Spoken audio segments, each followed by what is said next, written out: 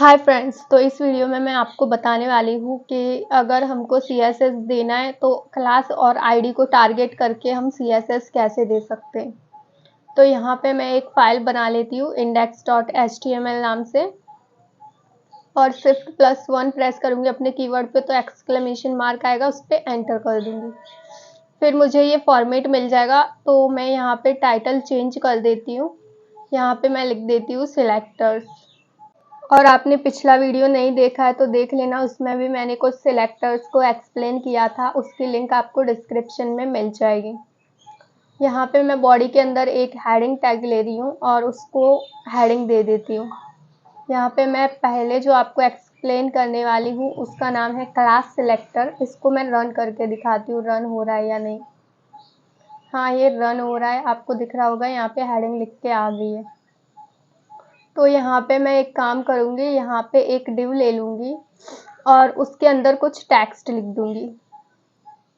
तो यहाँ पे मैं डमी टेक्स्ट लिख रही हूँ 50 वर्ड्स की और इसको फॉर्मेट में कर लेती हूँ। तो माउस पे राइट क्लिक करके फॉर्मेट डॉक्यूमेंट करना है आपको, ठीक है।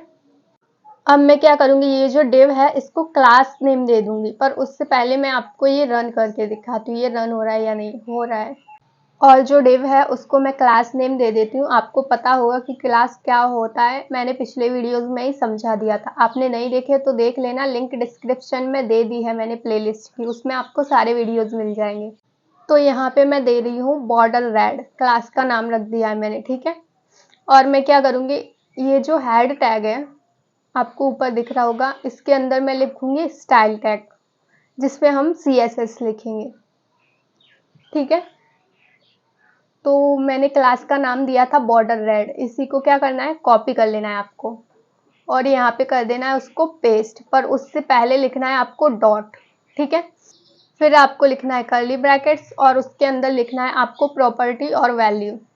तो यहाँ पे मैं लिख रही हूँ बॉर्डर और यहाँ पे मुझे चाहिए 2 पिक्सल का बॉर्डर सॉलिड रेड। और फ्रेंड्स, मैं आपको ये भी बता चुकी हूँ कि CSS हम कितने टाइप से दे सकते हैं, तो उसके वीडियोस भी आ चुके हैं पहले ही, अगर आपने नहीं देखे तो वो भी देख लेना।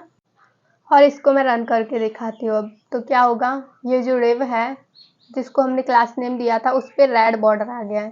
तो हमने क्या किया, क्लास के नाम से उसको टारगेट किया और उसमें CSS दी, ठीक है। डिव को क्लास के नाम से टारगेट किया हमने, डिव नहीं लिखा। और मैं क्या करती हूँ, अब यहाँ पे मैं और टेक्स्ट ले लेती हूँ। तो मैं यहाँ पे एक पैराग्राफ टैग ले रही हूँ और उसके अंदर थोड़ा डमी टेक्स्ट लिख देती हूँ। तो मैं यहाँ पे लॉरम 20 लिख रही हूँ, तो यहाँ पे मुझे 20 वर्ड्स का टेक्स्ट आ जाएगा और इसको मैं फॉर्मेट में कर लेती हूँ, ठीक है। तो यहाँ पे टेक्स्ट आ गया है और मैं क्या करूँगी, मैंने जो ऊपर क्लास लिखा था ना उसी को कॉपी करके अगर मैं नीचे वाले जो पैराग्राफ है उसमें पेस्ट कर दूंगी तो क्या होगा, जो मैंने बॉर्डर रेड क्लास दिया था वही प्रॉपर्टी इसमें भी अप्लाई हो जाएगी, क्योंकि मैंने सेम क्लास नेम दे दिया है दोनों एलिमेंट को, डिव को और पैराग्राफ को, तो दोनों में बॉर्डर रेड आ गया है, ठीक है। तो अगर मैं ये क्लास नेम कहीं भी पेस्ट करती हूँ ना किसी भी एलिमेंट में तो उसमें बॉर्डर रेड आ जाएगा, क्योंकि हमने क्लास का नाम बॉर्डर रेड दिया हुआ है। तो जहाँ जहाँ भी आपने क्लास बॉर्डर रेड दिया होगा उसमें ये प्रॉपर्टी अप्लाई हो जाएगी। और अगर आपको दूसरा नाम भी रखना है क्लास का तो आप ऐसे थोड़ा स्पेस रख के फिर दूसरा नाम रख सकते हो उसी में, ठीक है। तो यहाँ पे जैसे मैंने बॉर्डर रेड के बाद यहाँ पे दूसरा क्लास नेम लिख दिया है कुछ, यहाँ पे मैं कुछ और लिख देती हूँ। तो यहाँ पे मैं लिख देती हूँ ब्लू, ठीक है। तो इसमें मैंने दो क्लास दे दी, एक बॉर्डर रेड दूसरा ब्लू। तो अब मैं जाऊँगी स्टाइल टैग के अंदर और यहाँ पे लिखूँगी डॉट ब्लू, क्योंकि क्लास है और ब्लू क्लास का नेम है, और फिर कर्ली ब्रैकेट्स लगा के उसके अंदर मैं लिखूँगी प्रॉपर्टी और वैल्यू। तो यहाँ पे मैं दे रही हूँ कलर ब्लू। कलर ब्लू से क्या होगा, जो टेक्स्ट कलर होगा वो ब्लू हो जाएगा।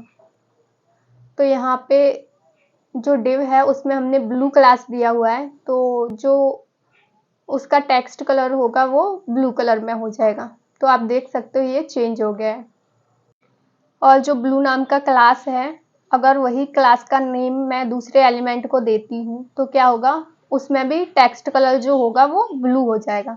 तो यहाँ पे मैं हेडिंग टैग है उसके अंदर क्लास ब्लू लिख रही हूँ, तो इससे क्या होगा, जो हेडिंग टैग है उसमें जो टेक्स्ट है वो भी ब्लू हो जाएगी। तो आप देख सकते हो यहाँ पे हेडिंग भी ब्लू हो गई है। तो ऐसे आप क्लास के नाम से आप किसी भी एलिमेंट को टारगेट कर सकते हो। तो आप जहाँ जहाँ भी वो क्लास का नाम कॉपी पेस्ट करोगे वो प्रॉपर्टी उस एलिमेंट में अप्लाई हो जाएगी। इसमें आप देख सकते हो, इसमें मैंने ब्लू लिख दिया था तो इसमें भी ब्लू टेक्स्ट आ गया है। अब मैं आपको बताती हूँ कि आईडी सिलेक्टर कैसे लिखते हैं और उसको कैसे यूज़ करते हैं। तो उसके लिए मैं यहाँ पे पहले हेडिंग दे देती हूँ और इसमें लिख दूंगी मैं आईडी सिलेक्टर। अब क्या करूंगी, मैं यहाँ पे एक डिव ले लूंगी और उसके अंदर कुछ डमी टेक्स्ट लिख दूंगी और इसको फॉर्मेट में कर लूंगी। और इसके नीचे मैं लूंगी एक पैराग्राफ टैग और उसमें भी कुछ टेक्स्ट लिख के उसको फॉर्मेट में कर लूंगी। तो यहाँ पे मैं लिखूंगी लॉरम 20, क्योंकि मुझे 20 वर्ड्स का टेक्स्ट चाहिए। तो इसको फॉर्मेट में कर लेते हैं। और अब क्या करेंगे, अब हमको देना है आईडी का नाम। तो मैं जाऊंगी डिव के अंदर और यहाँ पे लिखूंगी मैं आईडी, फिर इक्वल टू का साइन मारूंगी और डबल कोट्स के अंदर मैं लिखूंगी आईडी का नाम, जो भी मुझे आईडी का नाम रखना हो। तो आपको पता होगा आईडी का नाम यूनिक होता है, किसी भी एलिमेंट में हम सेम आईडी नहीं दे सकते। जैसे हम सेम क्लास दे देते थे वैसे हम सेम आईडी नहीं दे सकते, ठीक है, ये याद रखना। तो मैंने यहाँ पे आईडी का नाम लिख दिया है साइज 25 और यहाँ पे मैं ऊपर क्या करूँगी, स्टाइल टैग के अंदर यहाँ पे मैं लिखूंगी हैश, फिर साइज 25 जो आईडी का नाम है वो लिखना है, फिर कर्ली ब्रैकेट्स के अंदर आपको लिखना है प्रॉपर्टी और वैल्यू। तो आप जब भी आईडी को टारगेट करते हो तो उसके लिए आपको लिखना पड़ता है हैश आईडी के नाम के पहले, ठीक है। तो यहाँ पे मैं फॉन्ट साइज लिख रही हूँ इसका 25 पिक्सल। तो क्या होगा, जिस भी एलिमेंट को मैंने ये आईडी दी होगी उसका फॉन्ट साइज 25 पिक्सल हो जाएगा, आप देख सकते हो। और अब मैं क्या करूँगी, जो नीचे मैंने पैराग्राफ लिखा था उसमें भी एक आईडी नेम दे देती हूँ और यहाँ पे मैं नेम दे रही हूँ रेड बीजी। तो ऊपर मैं क्या करूँगी, स्टाइल टैग के अंदर हैश लगा के लिखूंगी रेड बीजी और फिर कर्ली ब्रैकेट्स के अंदर मैं उसकी प्रॉपर्टी और वैल्यू लिखूंगी। तो यहाँ पे मुझे बैकग्राउंड रेड देना है, तो यहाँ पे मैं बैकग्राउंड लिखूंगी कलर और यहाँ पे रेड दे दूंगी और इसको मैं रन करके दिखाती हूँ। क्या होगा, ये जो पैराग्राफ है इसमें जो बैकग्राउंड कलर है वो रेड हो जाएगा। तो आप देख सकते हो यहाँ पे इसका बैकग्राउंड रेड हो गया है। तो ऐसे आप आईडी से टारगेट कर सकते हो किसी भी एलिमेंट को सीएसएस देने के लिए। तो फ्रेंड्स, अगर आपको वीडियो अच्छा लगा हो तो चैनल को सब्सक्राइब जरूर कर देना और बेल आइकन भी प्रेस कर लेना और मुझे इंस्टाग्राम पे भी फॉलो कर लेना। आपको स्क्रीन पे मेरी इंस्टा आईडी दिख रही होगी। और अब मैं आपको बताती हूँ यूनिवर्सल सिलेक्टर के बारे में। तो आप जो भी यूनिवर्सल सिलेक्टर के अंदर लिखोगे वो प्रॉपर्टी सारी वेबसाइट में अप्लाई हो जाएगी। यूनिवर्सल सिलेक्टर को लिखने के लिए लिखना है आपको स्टार, फिर कर्ली ब्रैकेट्स लगाने हैं और उसके अंदर लिखना है आपको प्रॉपर्टी का नाम और वैल्यू। तो यहाँ पे अगर मैं बॉर्डर देती हूँ और इसको रन करके दिखाती हूँ आपको, तो यहाँ पे मैंने बॉर्डर दे दिया है यहाँ पे 2 पिक्सल का सॉलिड रेड ब्लैक सॉरी। तो यहाँ पे मैंने ब्लैक बॉर्डर दे दिया है और इसको रन करके दिखाती हूँ क्योंकि मैं रेड पहले ही दे चुकी हूँ। तो क्या होगा, सबके अंदर ब्लैक बॉर्डर आ जाएगा। आप देख सकते हो जितने भी एलिमेंट है सबके अंदर ब्लैक बॉर्डर आ गया है। ये किसकी वजह से हुआ है, यूनिवर्सल सिलेक्टर की वजह से। ये मैं ऊपर का सीएसएस हटा देती हूँ, अब दिखाती हूँ आपको, अब सही से पता चलेगा। तो आप देख सकते हो यहाँ पे सबके अंदर ब्लैक बॉर्डर आ गया है, डिव के अंदर भी, फिर एलिमेंट के अंदर भी। और अगर मैं यहाँ पे बॉर्डर ना लगा के कुछ और नाम लिखूंगी तो क्या होगा, तो मैं आपको दिखाती हूँ। पहले इसको हटा देती हूँ और यहाँ पे मैं बॉर्डर ना लिख के यहाँ पे अगर मैं लिखती हूँ पैडिंग, इसमें अगर मैं पैडिंग देती हूँ तो क्या होगा, जितने भी वेबसाइट में एलिमेंट होंगे और डिव होंगी सबके अंदर पैडिंग का अप्लाई हो जाएगा। तो 20 पिक्सल की मैंने पैडिंग दे दी है, तो आप देख सकते हैं यहाँ पे सबके अंदर पैडिंग लग गई है। तो आपको नहीं पता चल रहा होगा कि पैडिंग क्या होती है, क्योंकि मैंने पैडिंग का वीडियो नहीं डाला है, तो बहुत जल्द डालूंगी। तो मैं बस आपको यही बताना चाहती थी कि यूनिवर्सल सिलेक्टर का यूज़ हम कैसे कर सकते हैं। और फ्रेंड्स, अभी तक आपने वेब डेवलपमेंट फुल कोर्स की जो प्लेलिस्ट है उसको सेव नहीं किया है तो सेव कर लेना, ताकि आपका कोई भी वीडियो मिस ना हो और आपको सारे वीडियोस एक ही जगह पे मिल जाएं। तो उसको कैसे सेव करना है वो मैं आपको बता देती हूँ। प्लेलिस्ट को सेव करने के लिए आपको जाना है मेरे यूट्यूब चैनल पे, फिर यहाँ पे बीच में आपको प्लेलिस्ट का ऑप्शन दिखेगा, उस पर क्लिक करना है। यहाँ पे आपको कई सारे कोर्सेज की प्लेलिस्ट देखने को मिल जाएगी। यहाँ पे मैंने काफ़ी सारे वीडियोस डाल दिए हैं, तो आपको जो भी प्लेलिस्ट देखना हो आप उस पर क्लिक करना। फिलहाल तो हमको वेब डेवलपमेंट की देखना है, तो उस पर क्लिक करना है आपको।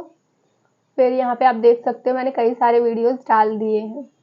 तो इसको सेव करने के लिए आपको जाना है, प्लस के साइन पे क्लिक करना है बीच में, तो ये सेव हो जाएगी। फिर नीचे कॉर्नर में लाइब्रेरी का ऑप्शन है, उस पर क्लिक करोगे और रिफ्रेश करोगे तो यहाँ पे आपको दिख रहा होगा कि प्लेलिस्ट सेव हो गई है, तो आप यहाँ से सारे वीडियोस देख सकते हो। और इसके अलावा फ्रेंड्स, रिकॉर्डिंग आप स्टार्ट एक करने काम से और कर पहले मैं सकते हो। आपको आपको कुछ जाना है बेसिक मेरे यूट्यूब चैनल पे और यहाँ पे आपको कम्युनिटी का ऑप्शन दिखेगा। तो यहाँ पे आपको एमसीक्यूज टाइप के क्वेश्चंस दिखेंगे।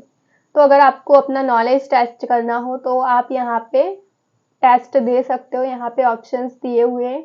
अगर आप रॉन्ग आंसर दोगे तो आपको राइट आंसर नीचे लिख के आ जाएगा, तो आपको भी पता चल जाएगा कि उसका राइट आंसर क्या है।